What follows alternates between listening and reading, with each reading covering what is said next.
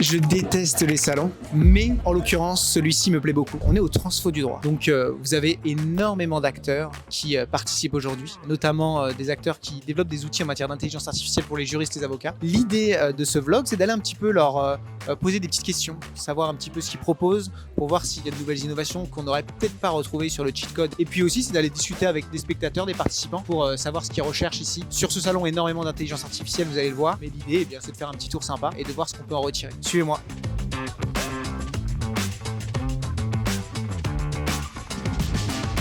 Donc je suis avec Raphaël, là, qui est le fondateur de Gemini. C'est très prometteur. Je te laisse te présenter rapidement, présenter un peu la solution. Avec plaisir, salut Louis. Donc moi Raphaël Laroche, moi je suis cofondateur de Gemini AI. Chez Gemini, ce qu'on propose c'est un copilote d'IA à destination des avocats et des juristes d'entreprise pour automatiser en fait toute la partie à faible valeur ajoutée de leur métier. Donc les tâches qui sont redondantes, fastidieuses, avec de l'IA.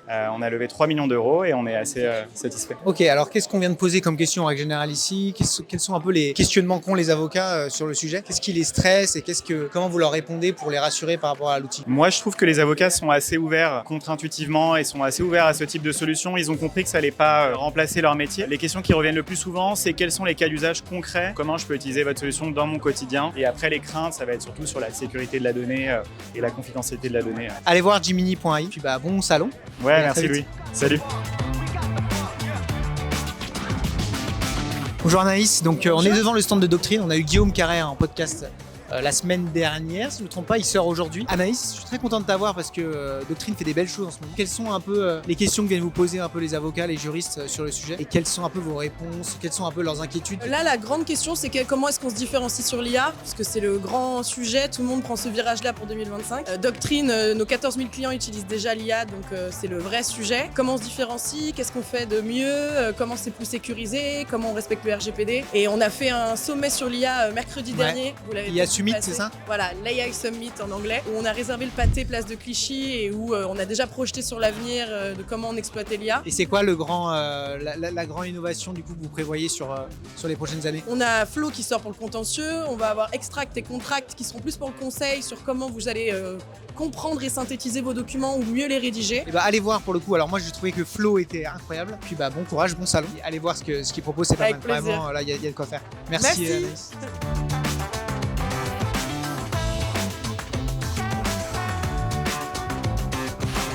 Bonjour David, très content. Alors l'idée c'est de présenter rapidement quel est l'outil. J'en ai entendu que du bien. Qu'est-ce qui vous différencie un petit peu par rapport au marché aujourd'hui? Nous, on a une solution de gestion de contrat. On va suivre vraiment tout le cycle de vie, de la production automatisée jusqu'au suivi d'exécution. Et l'idée, c'est vraiment d'aider les entreprises à gagner en productivité, d'accélérer leur time to market et aussi de renforcer la sécurité juridique. Alors, ce qui nous différencie, c'est qu'on a été les premiers acteurs sur le marché français à intégrer l'IAG. Et c'est vrai qu'il y a énormément de cas d'usage qu'on est capable de mettre en place aujourd'hui pour nos clients. Quel type d'avocat vous accompagnez en règle générale? Alors, on accompagne beaucoup d'entreprises, Okay. surtout, cabinets d'avocats aussi, mais on parle d'entreprises comme le Crédit Agricole, comme McDo, comme Hachette. Alors, on a des clients cabinets aussi qui utilisent principalement la solution pour automatiser justement la production de leurs contrats à grande échelle. Quelles sont un peu les inquiétudes par rapport aux outils qu'ont les avocats? Qu'est-ce qui fait que vous les rassurez en règle générale à mettre en place ce type d'outils dans leur cabinet? De manière générale, la difficulté d'habitude, c'est le temps d'implémentation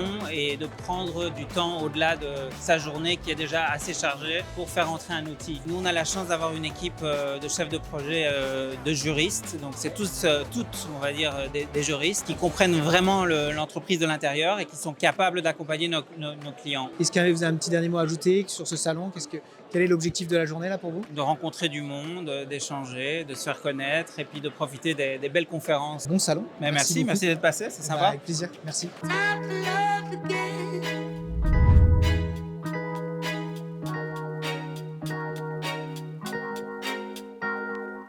Très content de te voir Michel. On s'est beaucoup vu sur LinkedIn, dans les commentaires, tu es très actif. Et je te croise au salon par hasard et donc je voulais te poser des questions sur qu'est-ce que tu penses du salon, toi qui as eu l'habitude d'aller dans d'autres éditions. Quelle est l'importance pour toi justement d'aller à la rencontre de tous les acteurs du droit que tu croises là aujourd'hui? Moi, ce salon, j'ai fait la toute première édition, je crois que c'était en 2017 ou 2018, parce que j'ai fait partie de la toute première promotion du diplôme université transformation digitale du droit et Legal Tech.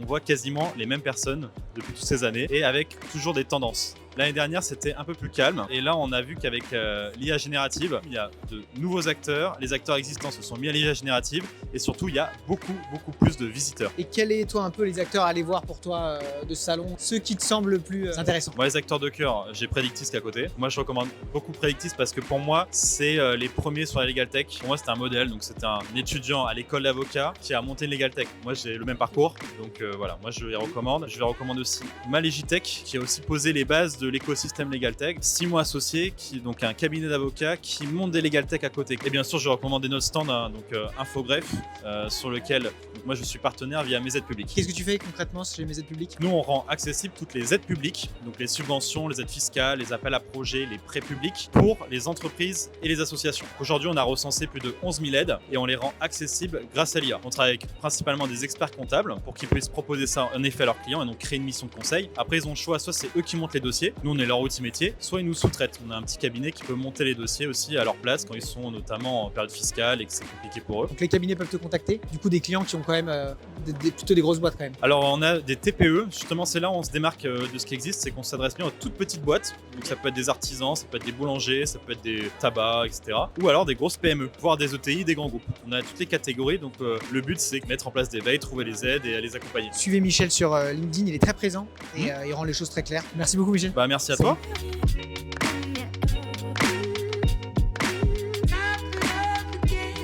Bonjour Christelle, donc très content, on est sur le salon du coup Transfo du droit. Je voulais à tout prix passer voir SFTO parce que vous avez déjà l'un des plus beaux stands, donc ça c'est bravo. De deux, parce que vous faites plein de choses pour les cabinets d'avocats. Quels étaient un peu les objectifs du salon pour vous?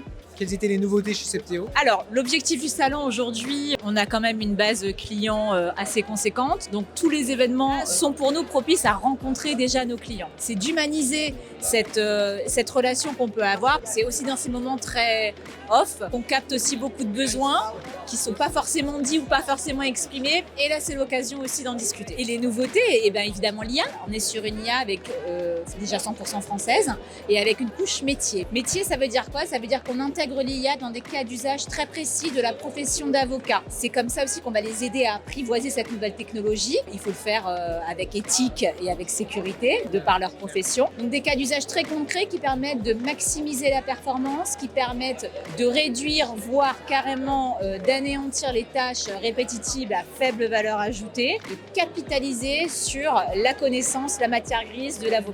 Merci beaucoup. Avec Et plaisir. puis allez voir du coup ce que fait SFTO. Eh ben, super initiative en tout cas de faire le tour. C'est gentil. Génial. Merci. Merci.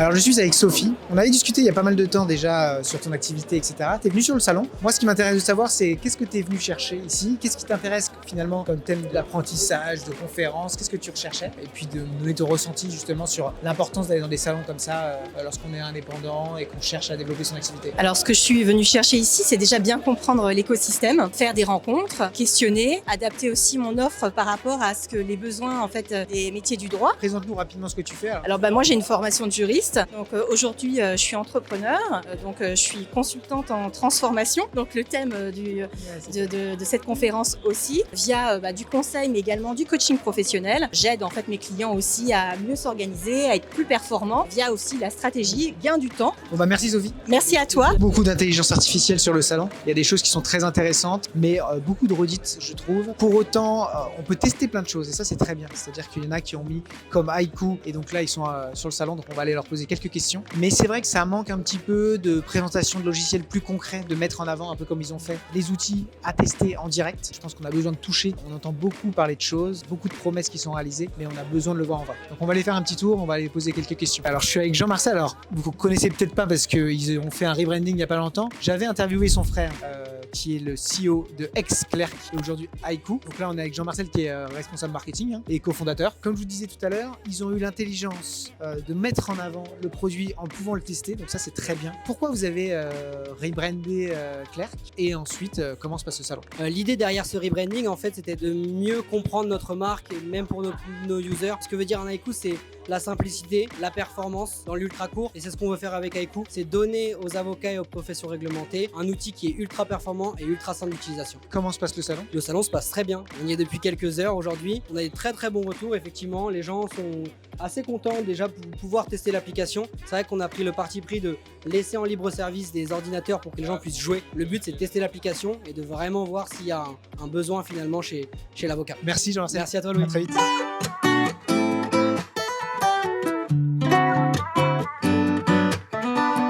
Je suis avec Pierre-Louis Roquet, que vous connaissez bien, qui est le fondateur de Smart Lawyer. Pierre-Louis qui fait des conférences. Tu as fait une conférence sur... On a fait une conférence sur les enjeux de l'IA. Comment l'IA va modifier le paysage juridique sans pour autant remplacer les emplois dans le monde juridique. Et alors, pour ceux qui ont loupé en une minute? Ils peuvent être rassurés, on ne va pas les remplacer. Par contre, on a abordé des sujets qui étaient primordiaux. C'était la technicité de l'IA pour un peu comprendre comment ça fonctionnait. La formation des jeunes aussi, pour vraiment comprendre l'IA, savoir l'utiliser et anticiper en fait toutes les nouvelles tâches qui vont disparaître et qui vont être automatisées par l'IA pour se concentrer sur le business développement, la relation client, etc. Sans oublier la valeur ajoutée, la rentabilité de l'IA, parce qu'il y a une valeur ajoutée avec l'IA, c'est l'image de marque. Oui, j'utilise l'IA, je suis pas has-been. Et la rentabilité, parce que c'est vraiment pas cher. Les gens se cachent d'utiliser de l'intelligence artificielle. Alors qu'ils devraient en être fiers. Merci Pierre-Louis.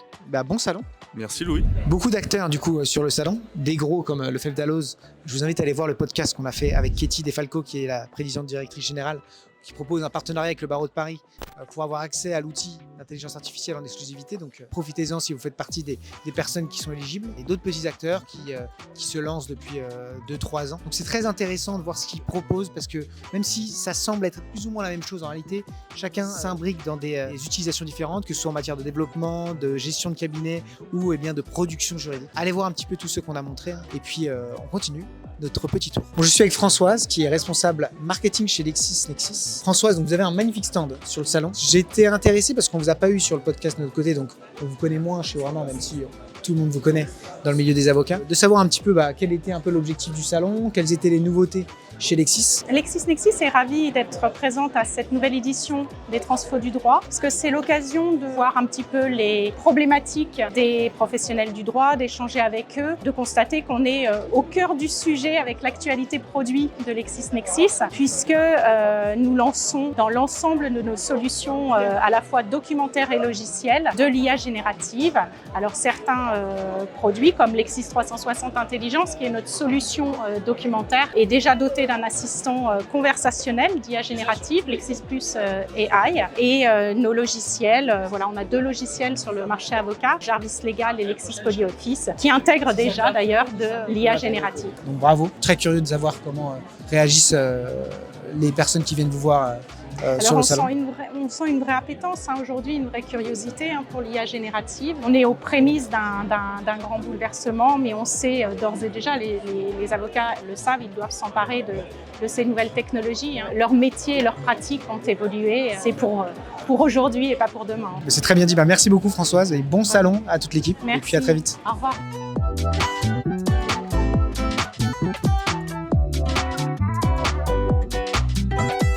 Alors merci pour déjà tout ce que tu as mis en place, bravo. J'ai fait un beau tour de tous les stands, on a discuté avec plein de gens, les conférences ont l'air géniales. Beaucoup d'intelligence artificielle.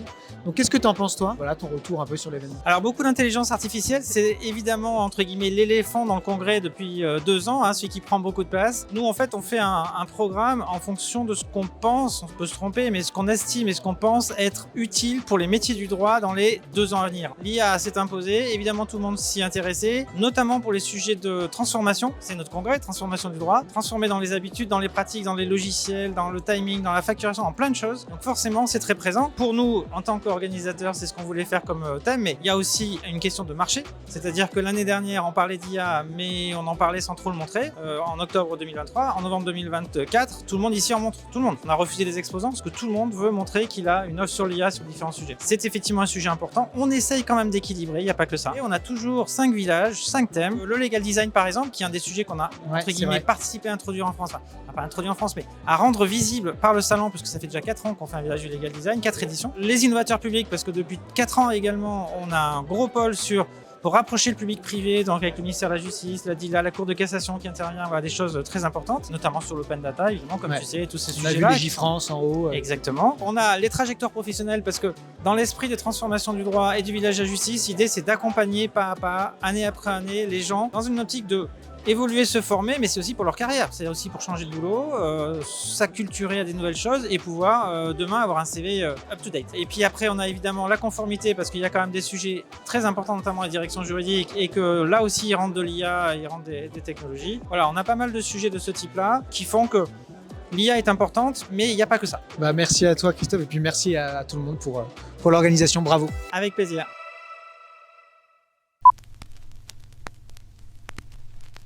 Donc, qu'est-ce qu'on a pensé de ce salon, des rendez-vous, des transformations du droit? Alors, il se trouve une chose, c'est que moi, je déteste les salons, comme je vous l'ai dit au début de vidéo. Donc, j'ai essayé de rendre la chose le plus productive possible pour Orama. C'est pour ça qu'on a documenté la journée et qu'on a décidé de rentrer tout de suite en contact avec la plupart des personnes sur les stands grâce à notre caméra. Donc, je vous conseille de faire la même chose. On va faire une vidéo sur le sujet et sur comment rentabiliser un salon, qu'on soit exposant ou qu'on soit spectateur, visiteur. J'ai trouvé en tout cas que c'était un très beau salon. Donc bravo à Légitime, Village de la Justice, pour avoir organisé ça. J'ai passé un très bon moment. Ce que je peux redire sur ce salon, mais ce n'est pas de leur faute, c'est qu'on a eu beaucoup d'intelligence artificielle. À force d'en voir, on comprend bien que c'est surtout un tampon qu'on met en tant qu'offre. Et parfois on se demande un petit peu si vraiment l'intelligence artificielle apporte tant que ça au produit qui est proposé. Pour autant, je trouve que c'est très bien ce qui est en train d'arriver et on voit que des acteurs qui n'étaient pas forcément là il y a 2 ans arrivent sur ce type de salon et que franchement le monde change et les avocats et les juristes que j'ai rencontrés sur place aussi et suivent ce mouvement, et donc c'est bravo pour ceux qui le font. C'est une remise en question perpétuelle et c'est accepter que les choses ne sont pas telles qu'elles sont de manière définitive, et donc de prendre en main un petit peu votre destin finalement, en allant sur ce type de salon, en allant s'instruire et en s'outillant en fonction de ce qui arrive aujourd'hui en matière d'intelligence artificielle. C'est de la sagesse. Donc bravo à vous. Enfin, merci à ceux que j'ai pu interviewer, c'était très intéressant de vous avoir. Et merci en tout cas à ceux que j'ai pu croiser. Bravo pour votre travail. Vous êtes des acteurs du changement et donc j'espère que vous êtes fiers du moins du travail que vous réalisez tous les jours. Vous avez vu un paquet encore de nouveaux acteurs, pour ceux qui ne connaissaient pas, ou d'acteurs traditionnels qui implémentent l'intelligence artificielle au sein de leurs produits. Donc allez voir, le meilleur moyen, et c'est ce que je dis toujours parce qu'on me demande toujours quel est le meilleur outil. Le meilleur outil, c'est celui que vous allez intégrer et que vous allez utiliser et qui va vous permettre de vous faire gagner du temps. Et donc en l'occurrence, ça dépend de votre pratique, ça dépend de votre manière d'exercer, ça dépend de votre appétence par rapport au logiciel. N'hésitez pas à aller tester chacun d'entre eux. Et puis à tous, je vous souhaite un excellent développement, une très belle continuation et peut-être à l'année prochaine.